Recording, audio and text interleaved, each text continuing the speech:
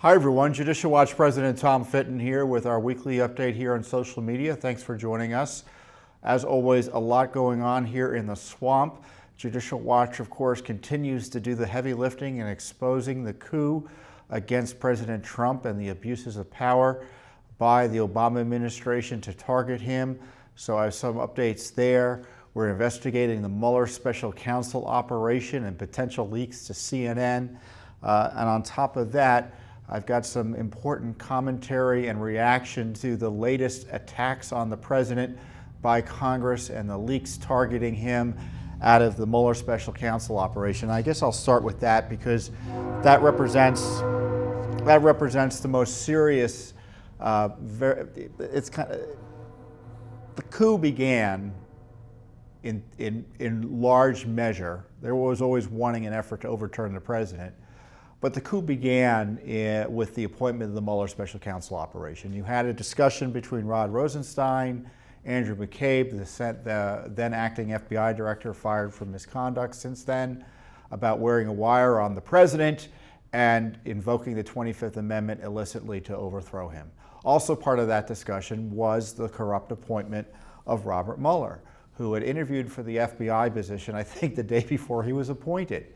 So he was inherently conflicted from investigating the very issue he was hired to do because he had sought the job of FBI director and he was being asked to investigate how that job opening occurred. It's just incredible violations of any sense of fairness and any rule related to the conflict of interest that supposedly govern Justice Department actions. But when it comes to getting President Trump, all bets are off. So you had this then aggressive effort by the Mueller special counsel operation to harass the president. And it was all based on, in large measure, this fraudulent dossier created by the Democratic National Committee and Hillary Clinton's campaign secretly, of course. And the dossier was known to be it was known that the dossier had no credibility.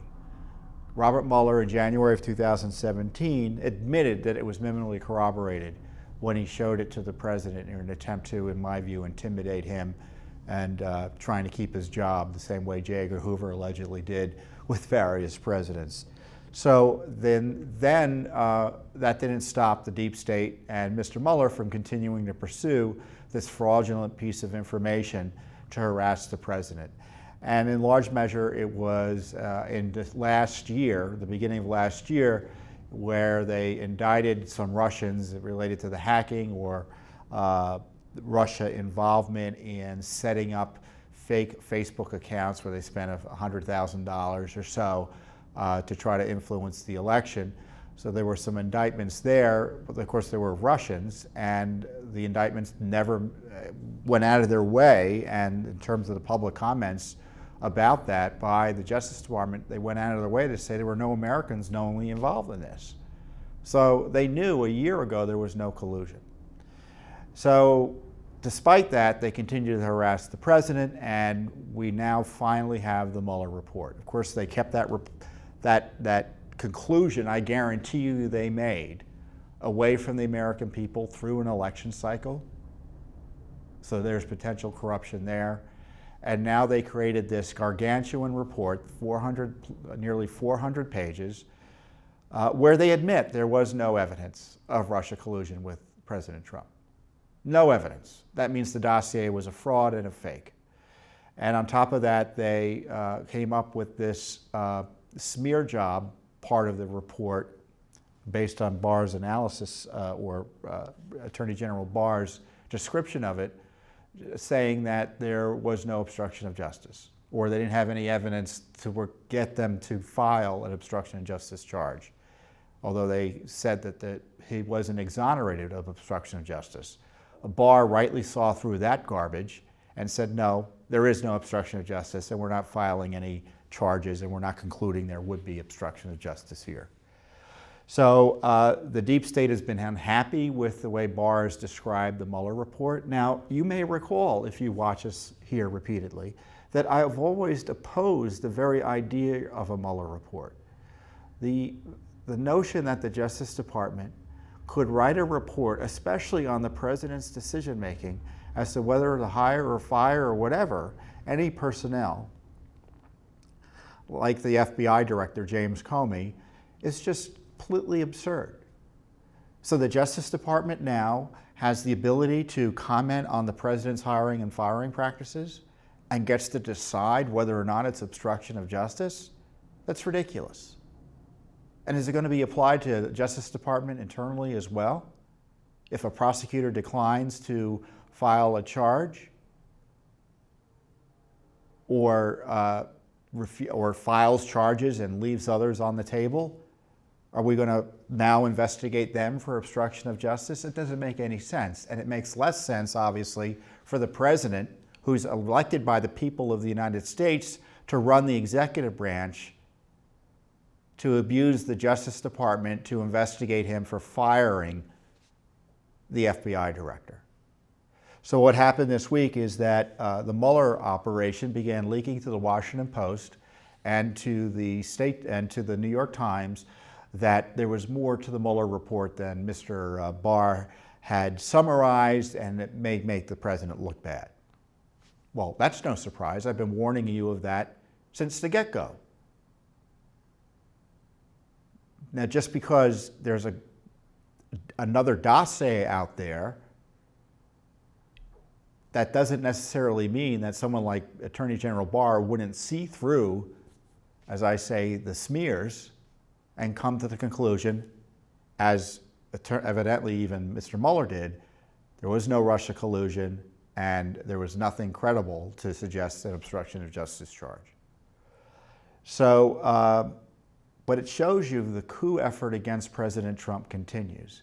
And sure enough, now what goes on when you have documents like this that potentially can be publicly released, there's a process that the government goes through. It's always too slow. I don't need any lectures from anyone here in Washington, D.C., or anyone in the media about what transparency is. I've been here at Judicial Watch for 20 years. We've been doing this work for 25 years. Judicial Watch knows what transparency is. We know what the law requires. We've fought virtually every issue that's under debate right now for grand jury material, executive privilege material, internal Justice Department documents, FBI documents, you name it. Judicial Watch has litigated it. So, but we do know how the process works. And the Justice Department evidently received 400 pages of material, every page of which was marked as containing potentially grand jury material.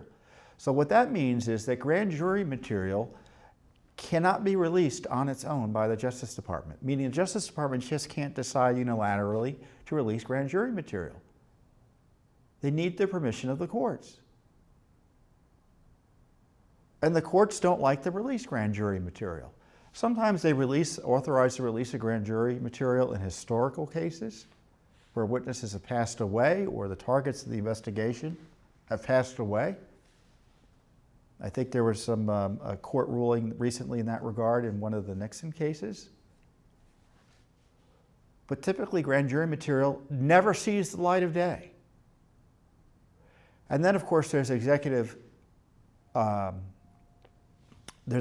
privilege material. Remember, the Justice Department received 1 million+ pages of documents from the White House. The White House never waived executive privilege in sending that material over there. So the president has prerogatives that the courts recognize and that everyone else in Washington recognizes for any other president, but evidently not for President Trump. Now, the president is weighed in generally, saying he wants the information to be released. Attorney General Barr said they're going to try to release as much as they can. In Judicial Watch litigation, of course, Judicial Watch, again, finding out information before anyone else as a result of our FOIA litigation, because we have been asking for certain documents that were covered by the Mueller operation that may now be released as a result of the report being issued. And the Justice Department got back to us and they said they got to evaluate the Mueller report and they'll figure out what to do by April 16th. which you can read to mean that they'll have finished analyzing the Mueller report by the middle of the month. What's today, the 5th? So about a week and a half from now. Now that's not satisfactory to the Democrats. And Jerry Nadler, who's the chairman of the House Judiciary Committee for the Democrats on the Hill, abused his power to issue a subpoena for the Mueller report. Now, a subpoena is not a magic wand, which, in many ways it kind of is he's not only trying to fool the media, but he's trying to fool his supporters by pretending that magically the Mueller report, or at least those portions that would not be released, will automatically be released because there's a subpoena. As I said, these privileges can't be, executive privilege can be waived, so maybe the administration can decide not to do the fight and that the privilege doesn't need to be upheld here or vindicated here, and they just release it in the public interest. Or they may not decide not to, and there's no good reason to suggest that the court will necessarily say that it's inappropriate to assert an executive privilege. And on grand jury material, a subpoena is not a good enough reason and will not allow the Justice Department to release a grand jury material. As I said, when they filed the 81 subpoenas or 81 document requests about a month or so ago to everyone in the Trump world, individual recipients of those letters can say no. And like with the Mueller report, they can issue a subpoena if they need it. The Democrats, part of their harassment campaign against the president. And those subpoenas are, as I say, not magic. They're not self-enforcing. The House has to go to court to enforce the subpoena. So this is a battle, assuming the Justice Department wants to fight it, that could take months, if not years, to resolve.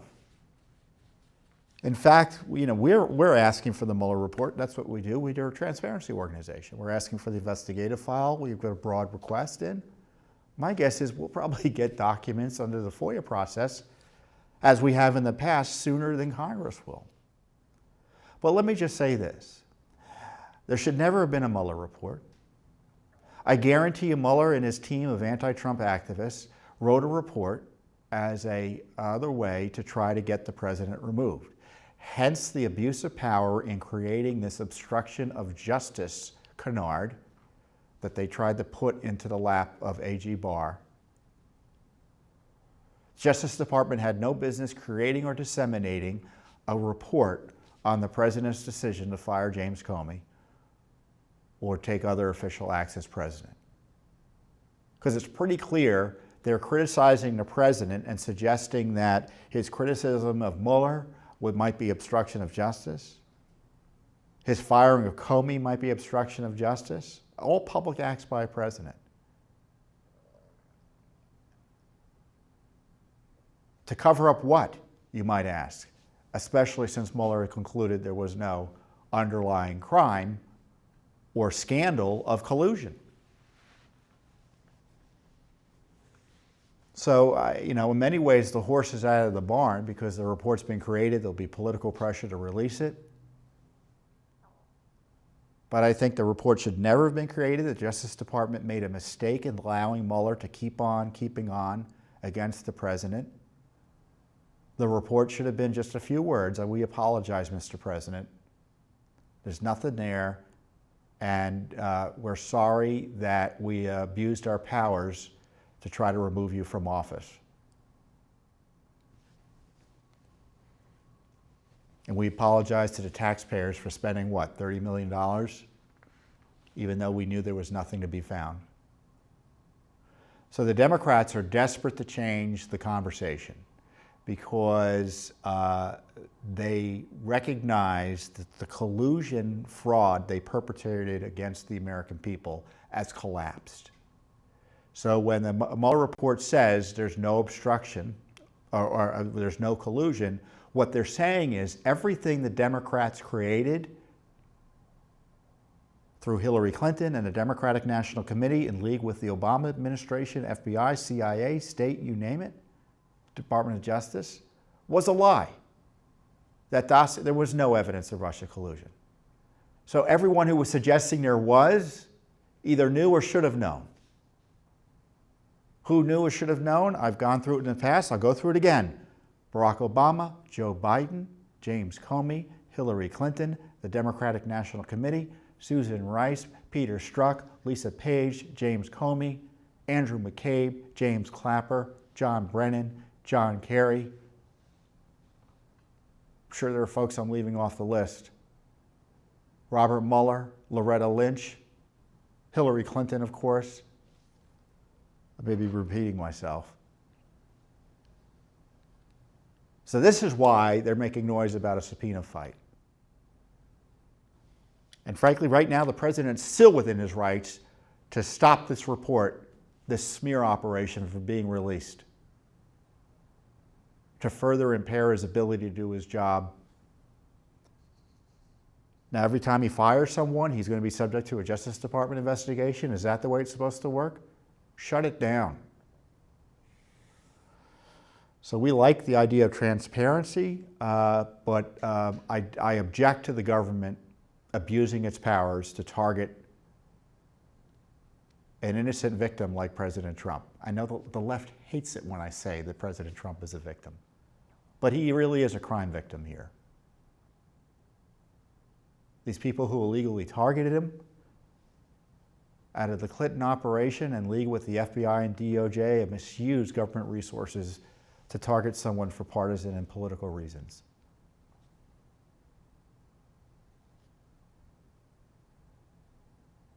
I mean, if I were the Attorney General, I'd send some FBI agents to talk to President Trump,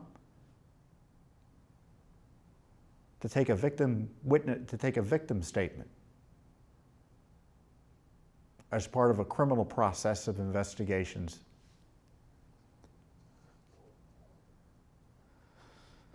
So we'll see what happens there. But and on top of that, so the Mueller phase of the coup is ending, but they're still pushing. They created this obstruction of justice portion of the report as a vehicle for impeachment for their allies on the Hill. So that's why they want to generate controversy around the subpoena by suggesting obstruction when there is no obstruction in terms of producing the information. They're going to get the information. And now it's announced this week also that the chairman of the House Ways and Means Committee, which is the tax writing committee, sent a letter to the IRS asking for 6 years of the president's tax returns and 6 years of numerous companies associated with the president, their tax returns and other filings. Now, the Democrats say, well, that's something they're allowed to do under the law. Well, that's in the sense that the law allows certain chairmen of the Congress to ask for tax return information. That's correct. It was a law that was passed, I think, or implemented in 1924.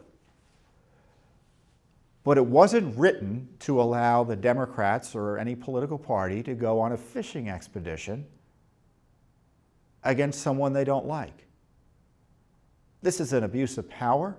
It's the most blatant abuse of power because it's public of our lifetime in the IRS. Now, the Obama IRS scandal, that was kind of a secret abuse of power until it was exposed. Here, they're just doing and they're violating the president's rights in plain sight. Now, the president has said he's going to fight it, supposedly. He should. As I said, the law allows Congress to get this information, but my guess is the courts may be skeptical of a political effort by the Congress to rifle through someone's IRS documents for political purposes. Now, of course, the Democrats say, well, they needed to make sure that the IRS is doing its job. It's part of their oversight duties and responsibilities. Well, I don't buy that.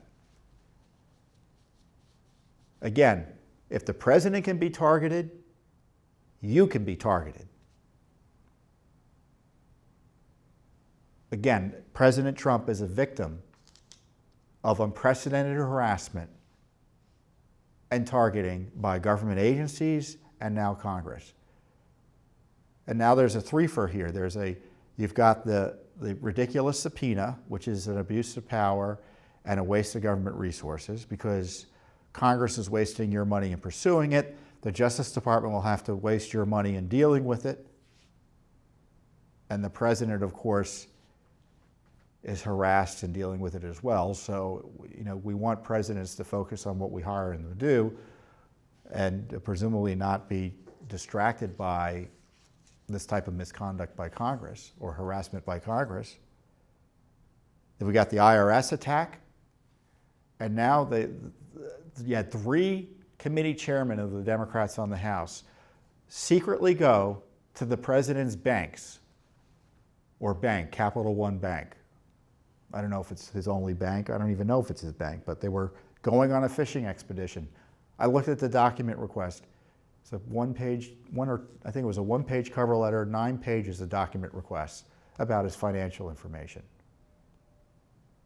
Another fishing expedition. That's not congressional oversight. That's a vendetta. That's an abuse of power. And like I said, I hope the president fights it. So this is a pretty serious moment in our history, in my view. And I was on Lou Dobbs this week, and we're talking about the border crisis, which is just worsening day by day. And on top of that, we've got this crisis where you have this illicit effort to overthrow the President of the United States. Our republic is under assault in unprecedented ways.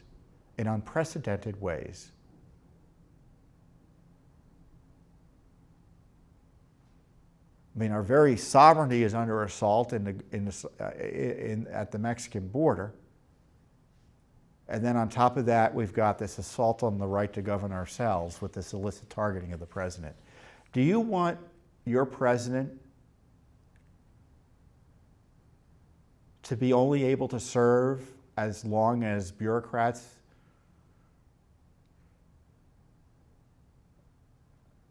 and unelected officials in the executive branch think it's okay for him to serve? Working in alliance now with Democrats who evidently want to impeach him or trying to figure out a way to impeach him. Not for high crimes or misdemeanors, just because they don't like him. Your right to be self-governed, your right to self-government is being attacked as we speak. So it's Judicial Watch, once again, that is rising to the occasion to take on the deep state and expose the misconduct of all the operators we're talking about. And to that end, we had several lawsuits that we announced this week, all of which you're going to find very interesting. Here's another train coming by. We sued this week. This is a basic lawsuit. Who the heck was behind the effort to target President Trump? How did that all come about? And when did it come about? It's all been vague. You've heard stories about this former advisor, really tangential operator in the Trump campaign, George Papadopoulos. It wasn't like, I guess he was one of many foreign policy aides and advisors who were part of the operation. And then, of course, you had Carter Page, who was targeted. All of these names were being used to kind of distract us and to pretend that those were the bases for an honest investigation of President Trump, or then candidate Trump. And I don't buy it at all. I think they didn't like him, and they were thinking of ways to investigate him, and they created this theory, both at the FBI and working with the Clinton campaign, and a hoax that there was collusion between him and the Russians. And it was all a hoax, and I knew it was a hoax from the get-go. And they pretended that separate efforts by the Russians, which had been ongoing across the world, in the sense that they interfere in elections all over the world and try to do what they can to mess things up in countries in Europe. Certainly they were doing that here in the United States. However, as being alleged by the intelligence community and the Mueller special counsel, so I'm relying on them, and they can't be trusted in many ways. But assuming all that took place, there was never any evidence that President Trump, then candidate Trump, was involved in any of that. How do I know there never was any evidence? Mueller told us so. So Judicial Watch is sued for documents and communications, documents of communications, I guess, of the Justice Department and FBI leadership between the beginning of 2016 and May of 2017, up until essentially when Mueller was appointed. We want communications of former Attorneys General Loretta Lynch, Sally Yates, Dana Boente. Those were the three top officials in the Obama Justice Department. Dana Boente moved into the Trump Justice Department. Jeff Sessions, obviously the former Attorney General. Sally Yates, again. Rod Rosenstein. James Comey, Andrew McCabe. All of those people, we want their communications about this alleged Russia interference. And of course, that would cover the scam they were running that was trying to entrap President Trump. They were spying on President Trump, or then candidate Trump, it looks like, both with informants and through the FISA process. So all of this would be covered by this Freedom of Information Act request. So this is a key request to uncover the deep state efforts to create the Russiagate hoax to target President Trump. So as Congress does nothing or fights on or engages in a fake fight over the Mueller report, Judicial Watch is in federal court right now seeking core documents about this deep state coup against the president. Well, and this is just one, as I say, of over 40 federal lawsuits that get at virtually every angle of the deep state approach to taking out President Trump.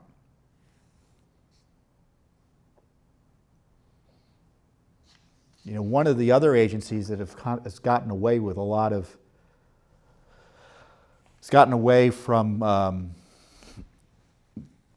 gotten by without a lot of scrutiny despite their key involvement in the effort to destroy President Trump, is the State Department. Surprise, surprise.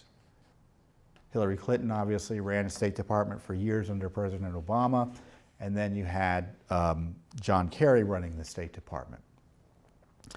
Now, it looks like the State Department was another vehicle, and Judicial Watch has proven this, for the dossier to be laundered into the Obama administration and pushed onto the FBI. You have to understand, the dossier did not only come from Steele. There were variations of the dossier that came from other places. John McCain's guy, for instance, and John McCain, the late senator, President Trump has complained about that. He's criticized for complaining that John McCain and his staffer, or his ally, were shopping around a fake dossier that made it seem like he was a traitor. And yet President Trump is criticized for criticizing John McCain for doing that. That's Washington for you. Of course, now the State Department was doing similar activity. Christopher Steele had communications with an Obama ambassador, Victoria Nuland. He was, what was her exact title? She was Assistant Secretary of State for European and Eurasian Affairs. She had approved a key meeting between an FBI official and Clinton vendor Christopher Steele. Steele had been a vendor and was providing tons of reports to the State Department. So Nuland liked him. So she had gotten the dossier and sent it along, or a portion of the dossier, and sent it along to the FBI. And she also approved a meeting with Christopher Steele and an FBI agent, Mike Gaeta. One report said the FBI checked with Victoria Nuland's office at the State Department Do you support this meeting? Nuland, having found Steele's reports on Ukraine to have been generally credible, gave the green light. So I guess Gaeta went abroad to meet with Steele with the approval of the State Department. So what Judicial Watch has done is we've asked for all communications between Victoria Nuland and virtually everyone involved in this deep state effort and Clinton DNC effort to target Trump with this Russia hoax. And again, it's Judicial Watch doing this basic oversight that Congress is unable to do. It generally refuses to do, but it's almost always unable to do.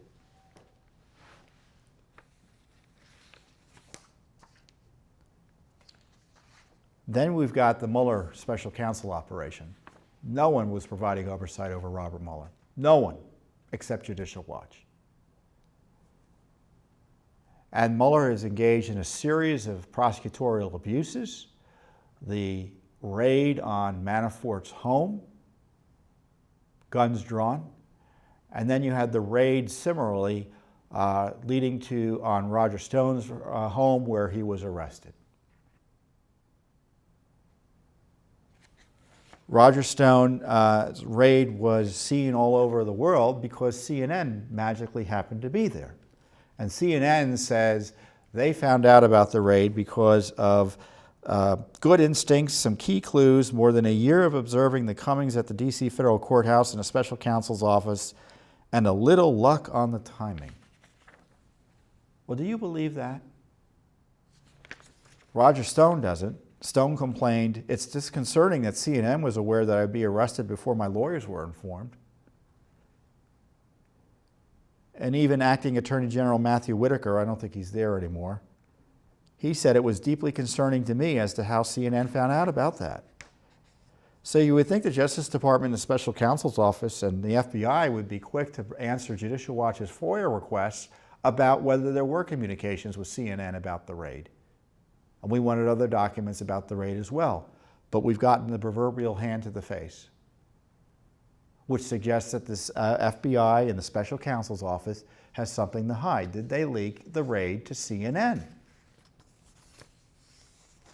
Now, those of you who say, well, the Special Counsel, they never leak. Well, they just leaked this week. They're just trying to make President Trump look bad this week by spinning the nature of the report that Mueller created. Do you think that CNN was not leaked the raid by the FBI or a special counsel or someone improperly from the Justice Department? Well, maybe you do think that. But we can't get an answer one way or another out of the Justice Department and the FBI with our Freedom of Information Act requests. And again, Judicial Watch doing the heavy lifting. We had filed a complaint with the Justice Department asking for an investigation of this. I'm not aware of anything being done yet. So what's going on there? So this has been a big week for Judicial Watch in the sense that we've stepped into the breach as Congress assaults the president.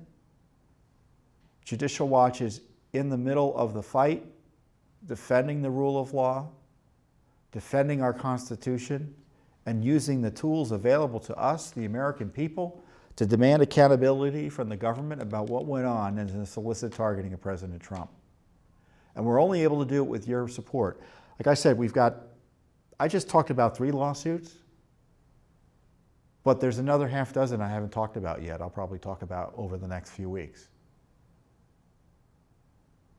I think we've filed 12 or 15 lawsuits since January 1st alone to try to find out what our government's up to, mostly about this deep state assault on our republic. So I'm proud to be able to do this work, but in many ways it's outrageous that we're the only ones doing it. As Congress sleeps, they sleep at this, in the face of this assault on our republic at the presidential level. They're sleeping, I think, on purpose with the border crisis, because I think Congress generally, not everyone in Congress obviously, but the establishment of both parties are happy to see the border crisis continue because they believe in open borders. So if the system breaks, so be it. And it's Judicial Watch just kind of trying to defend the rule of law in both instances. So I appreciate all your support, and I hope you have a wonderful weekend, and I'll see you next time with some new documents to discuss next week that are going to blow your socks off. So be sure to tune in next week and follow our work online at judicialwatch.org and on Facebook and Instagram and Twitter and such. So thanks for joining us, and I'll see you next time.